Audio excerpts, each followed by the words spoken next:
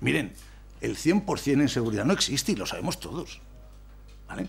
El 100% en cualquier sistema no es cierto, no existe. No hay ningún sistema seguro. Técnicamente, a mí no se me puede decir, usted, o se me puede preguntar, evidentemente. Dice, pero yo tengo que contestar, mire, yo no aseguro el 100% de nada. Ni una baliza, ni una ATP, ni nada, nada.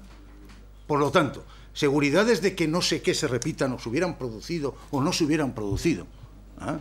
Eso no es un elemento técnico. Mire, nadie lo puede asegurar, nadie. Nadie. Con todos los sistemas técnicos hay accidentes, con todos.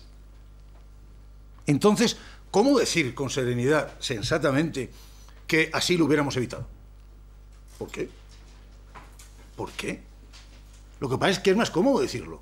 Yo hubiera quedado como un señor diciendo que no. Yo he visto ese tren. Yo he visto ese tren. Y evidentemente no es un fallo de ruedas, y esta es mi opinión. Y si luego se demuestra cualquier cosa, estaría lo que se demuestre. Pero es mi opinión y la digo aquí.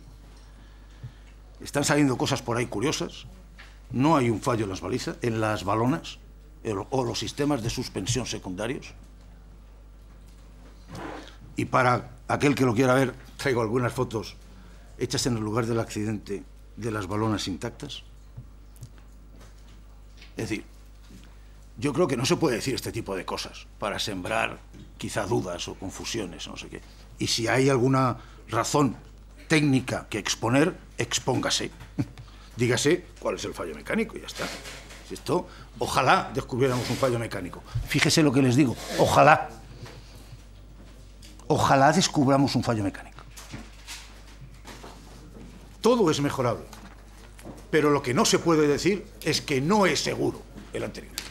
Eso es lo que no se puede decir técnicamente.